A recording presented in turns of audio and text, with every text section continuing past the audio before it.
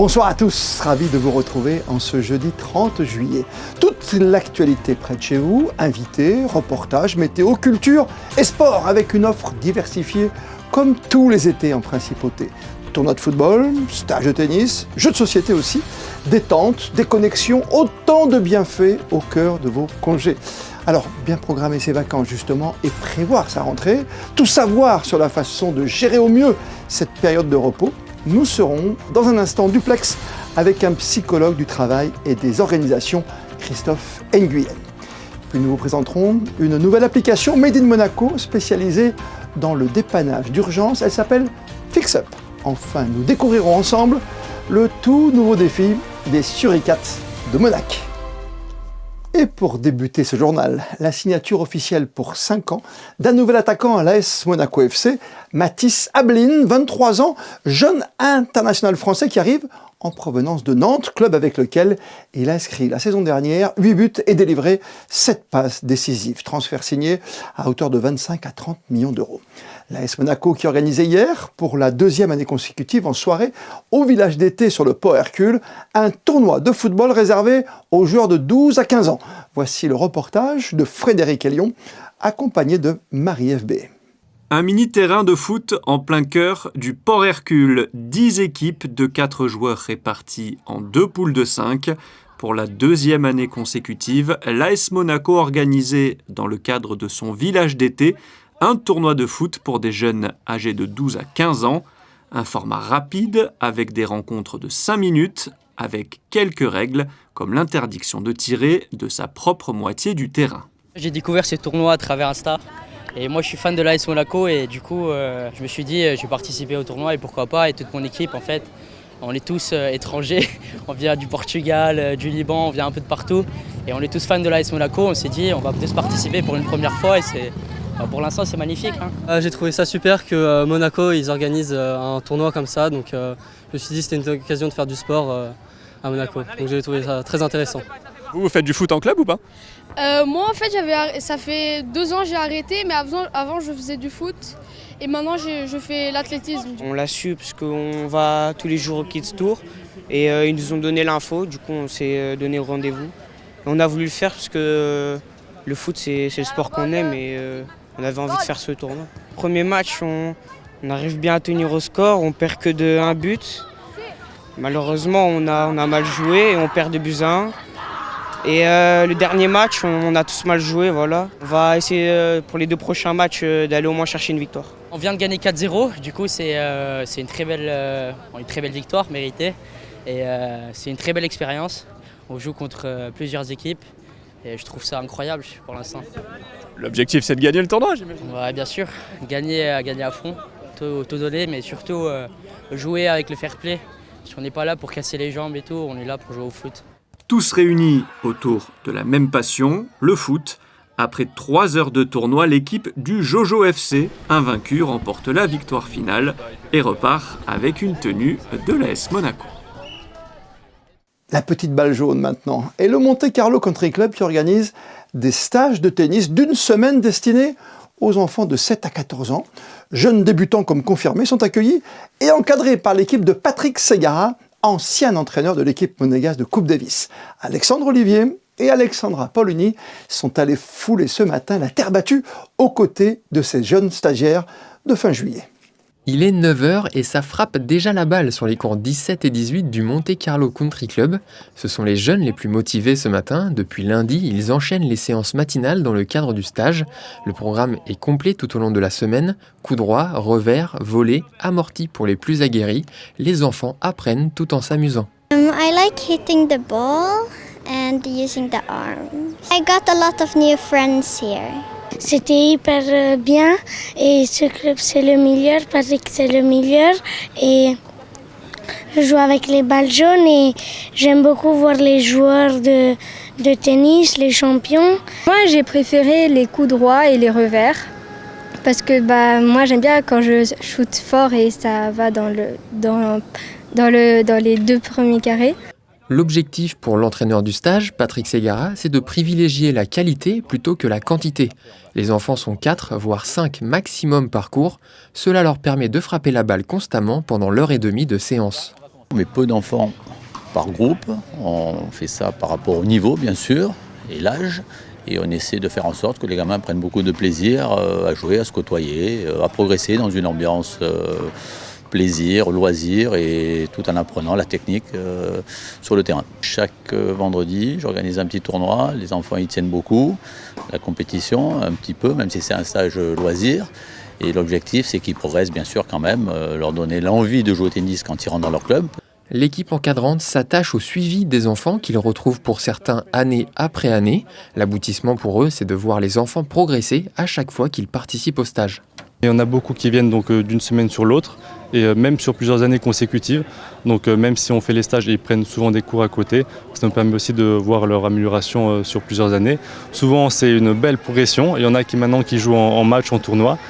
Donc ça fait plaisir de voir qu'ils s'intéressent vraiment au sport du tennis. Fin de la séance à 10h30, tout le monde ira enfiler son maillot de bain pour aller profiter de la piscine du club jusqu'à midi avant de revenir demain matin pour le tournoi du stage. L'objectif, réussir à appliquer ce qui a été enseigné cette semaine.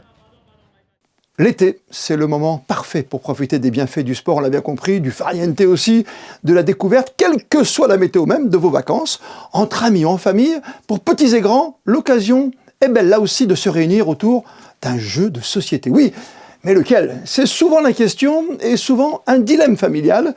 Alors ce soir, on vous dresse un top 5 entre incontournables et grands classiques des jeux de société dans cette enquête réalisée par Alban Jean-Jean sur des images de Marie-Ève B. Du traditionnel Monopoly au Milborn en passant par le Dixit, autant de jeux de société pour multiplier les moments amusants. Face au rayon chargé, vous ne savez pas pour quel jeu opter. Anthony Neri nous dresse son top 5 entre grands classiques et nouvelles tendances. L'incontournable forcément c'est le Uno, où justement vous allez détruire votre amitié avec vos amis parce que c'est toujours la même chose, hein, vous voulez gagner donc forcément vous essayez un petit peu d'écraser les autres et c'est l'incontournable à jouer justement avec tout le monde. C'est le speedback, en fait c'est le petit bac, on a tous connu ce jeu, on avait des papiers, des stylos, on le faisait un peu à l'ancienne. Maintenant ils en ont fait en version plus simple, vous avez directement les questions qui sont posées avec les lettres et tout ça et c'est très intéressant parce que justement on va voir qu'il y a le plus de culture justement pour trouver les mots les plus durs et pour gagner le plus de points à la fin. C'est basé sur un jeu anglais qui s'appelle l'Undercover et en fait le but est simple, vous allez jouer à minimum 3 ou 4 personnes. Chaque personne a un mot, il y en a une seule qui n'a pas le même mot que les autres et le but ça va être justement de un petit peu rusé pour les mettre sur la mauvaise voie et justement qu'ils ne vous découvrent pas. Le Skyjo qui est un incontournable, peu importe les âges, que ce soit pour des enfants, des adolescents ou des adultes. En fait le but est simple, sur la table il va y avoir des cartes, vous allez avoir des cartes en main et le but c'est d'avoir le moins de points possible. Vous allez avoir des cartes entre -2 et 12. Forcément si vous prenez une carte à 12 vous n'êtes pas très content, si vous en avez une à -2 vous allez forcément avoir le moins de points possible. Ces dernières années on a vu une espèce d'essor pour tout ce qui est criminel, ce genre de choses et en fait c'est un mix entre un escape game et justement une enquête où vous allez devoir résoudre plein de pistes pour trouver le criminel.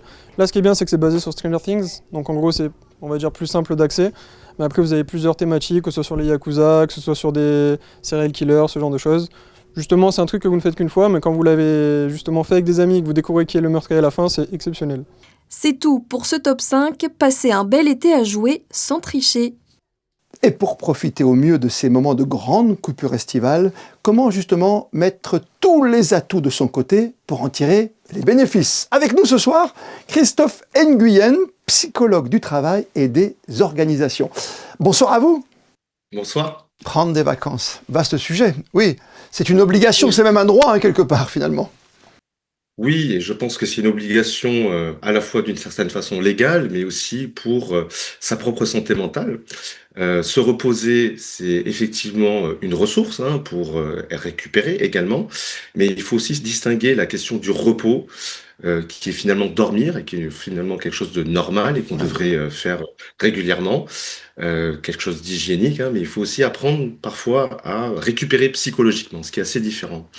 Où là, on doit avoir une certaine planification aussi et une certaine, on va dire, rigueur pour bien récupérer psychologiquement et revenir en pleine forme finalement lorsqu'on revient au travail. Vous me faites un petit peu peur, on me parlait de planification, de rigueur, alors que je n'inspire qu'à une chose, c'est prendre mes 15 jours ou 3 semaines de vacances. Quel est le temps idéal justement de vacances ?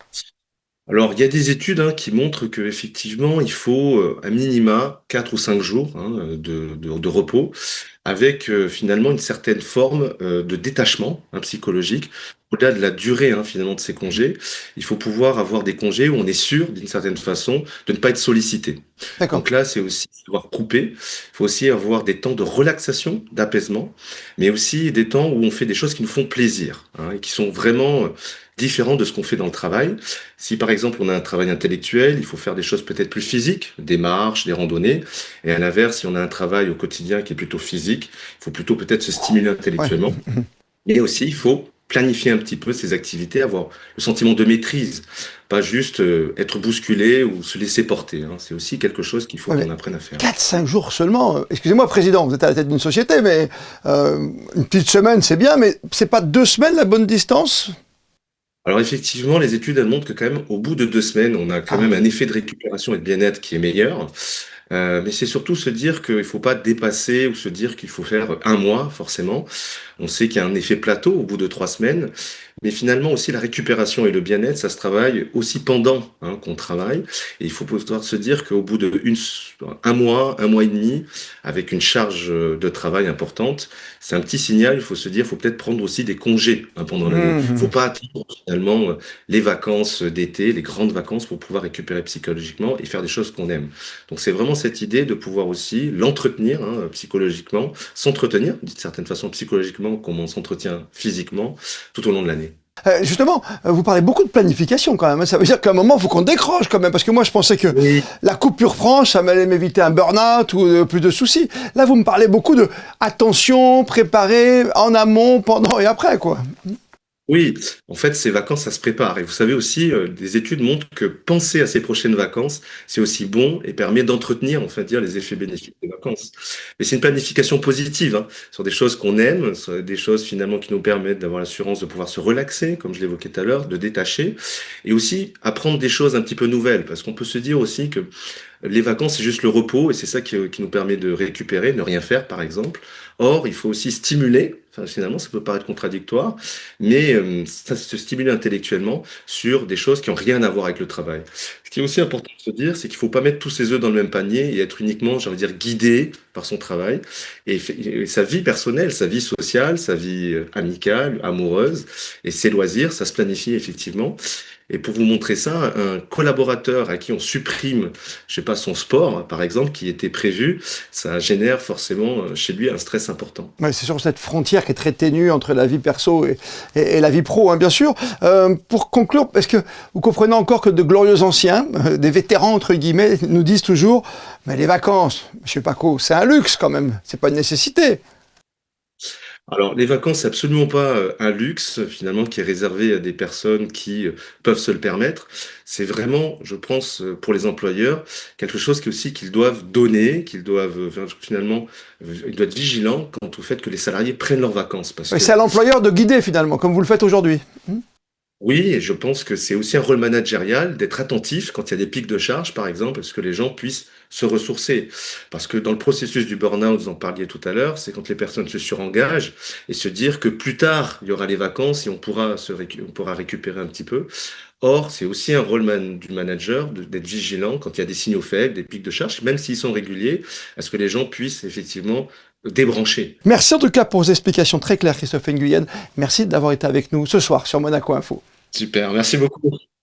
Les vacances, le repos, la déconnexion, le meilleur moment pour réfléchir, pourquoi pas, à de nouveaux projets, comme celui de la création d'une application bien pratique, FixUp, spécialisée dans la recherche dans l'urgence d'un technicien pour un petit problème de clim, un joint à refaire, un four qui ne fonctionne plus, en tout cas une panne que vous ne vous sentez vraiment pas de réparer vous-même tout simplement.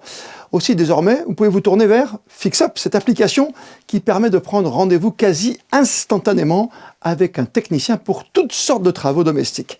Présentation de ce nouveau concept monégasque avec Yannick Debevert et Thomas Deus. Vos petits travaux en quelques clics, voici le slogan de FixUp, une application créée début mai et qui connaît déjà un réel succès. Un concept pensé pour améliorer le dépannage des monégasques qui peuvent parfois souffrir d'un délai d'intervention trop long. Il va y avoir tout ce qui est électricité, plomberie, montage de meubles, démontage de meubles. Ça peut être également, je sais pas, accrocher un bras de télé au mur, ça peut être pour des diagnostics aussi, électriques. Également, on va, si un client a besoin, il ne sait pas ce qu'il a, s'il y a une panne ou non, un conseil technique. On peut venir pour un conseil, 45 minutes dédié pour la personne. FixUp fonctionne très simplement selon un barème forfaitaire de 45 minutes. En fonction de l'intervention, vous allez devoir régler une somme définie. Aucune surprise donc, et l'avantage de pouvoir choisir votre créneau d'intervention grâce à des artisans réactifs basés à Monaco. D'ici septembre et le lancement officiel de l'application, 3 techniciens seront employés par FixUp pour des interventions à Monaco et sur les communes limitrophes. C'est extrêmement facile, donc moi c'est des petites interventions que à chaque fois personnellement je repousse à plus tard, donc on attend un petit moment et puis c'est la semaine prochaine et en fin de compte c'est jamais fait, les cadres ils restent par terre, donc là on sait qu'en l'ayant à portée de main, sur le téléphone, c'est réglé en environ 48 heures, les interventions peuvent être faites et ça facilite la vie. FixUp connaît un réel succès et l'engouement pourrait bien dépasser le cadre monégasque. Une adaptation à la France et certains pays d'Europe est déjà à l'étude. Création, nouveautés, sport, détente. On n'oublie pas l'ingrédient culture pour un été réussi, avec notamment la visite de l'exposition consacrée au mariage du siècle. Les coulisses de l'union entre le prince Régnier III et l'actrice américaine Grace Kelly en avril 1956 à Monaco. 70 ans après, pas moins de 500 documents d'époque et d'archives inédites sont à découvrir au cœur du palais princier, dans les grands appartements. Voici le reportage de Sarah Karim avec Alexandra Paolini. Après le couronnement de la reine Elisabeth d'Angleterre, il s'agit tout simplement du deuxième plus grand événement télévisé du XXe siècle. 1800 journalistes ont couvert ce que le Figaro, suivi de nombreux médias, ont surnommé le mariage du siècle. Il a suscité l'acquisition de récepteurs de télévision qui n'étaient pas évidemment, comme aujourd'hui, unanimement possédés par les familles. Et on voit d'ailleurs dans l'exposition que sur les grands boulevards, dans les vitrines de magasins qui étaient équipés de téléviseurs, eh bien, il y avait un attroupement pour suivre en direct, diffusé en Eurovision, la retransmission du mariage civil et du mariage religieux du prince Régnier et de Grace Kelly. Alors évidemment, cet aspect médiatique est en partie et très certainement dû au caractère déjà médiatique de la mariée. Au fil du parcours, le public découvre d'innombrables trésors, pour la plupart jamais dévoilés, des tenues du couple aux cadeaux qu'il a reçus en passant par les plans de table ou encore les menus.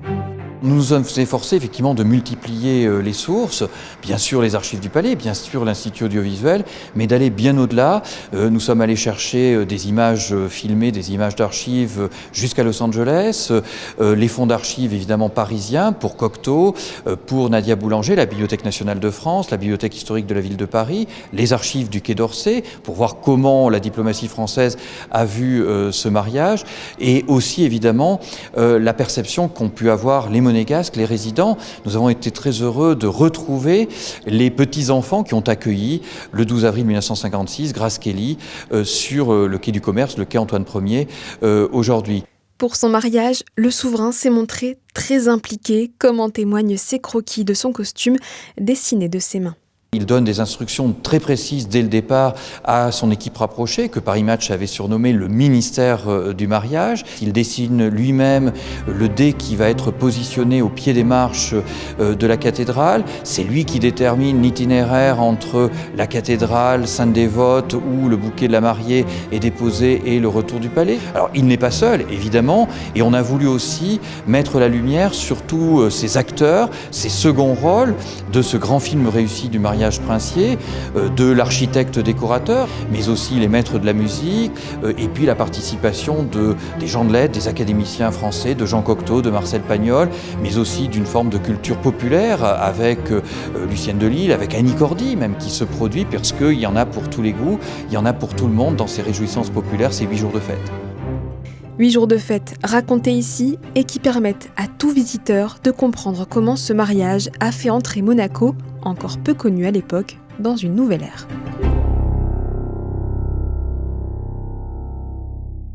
Et pour aller plus loin sur ce mariage du siècle en principauté, dès 19h30, vous retrouverez l'émission Trésor d'archives présentée par Alexandra Pani.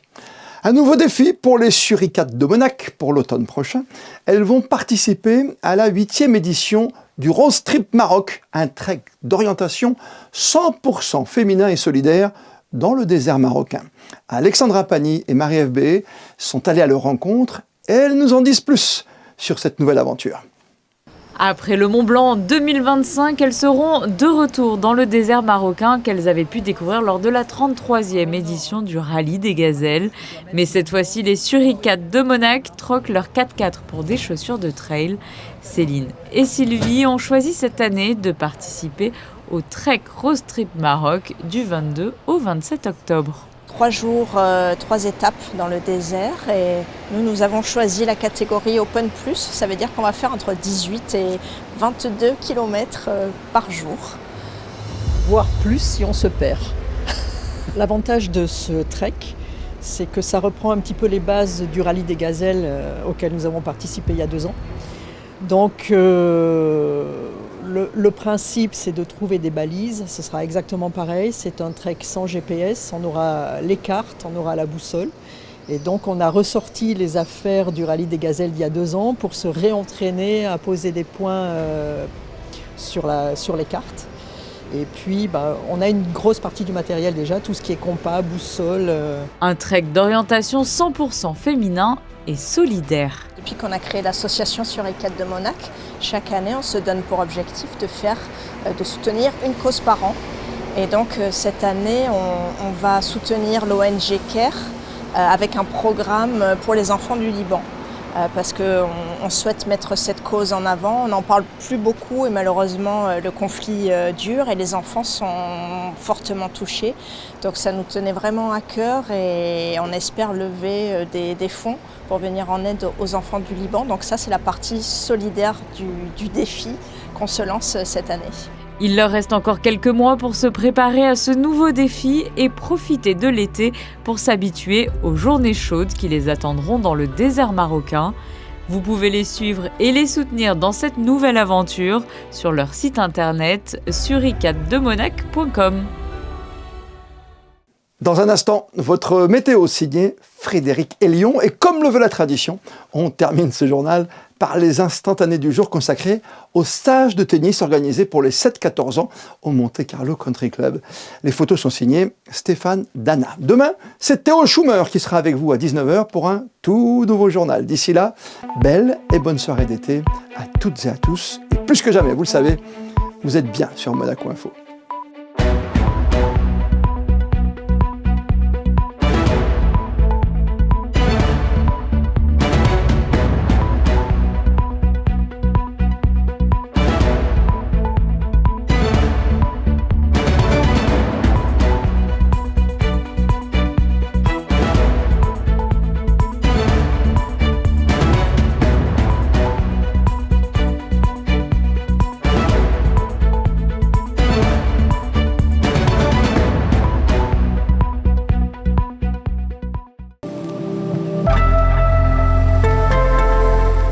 Bonsoir à toutes et à tous. Pas de changement pour la dernière journée du mois de juillet. Un grand soleil le matin, quelques nuages l'après-midi et des températures toujours élevées, comprises entre 27 et 33 degrés avec une température ressentie de 40 au pic de chaleur. Vendredi 31 juillet, nous fêterons la Saint-Ignace de Loyola. Ce sera aussi la journée internationale de la femme africaine. Passez une bonne soirée sur Monaco Info.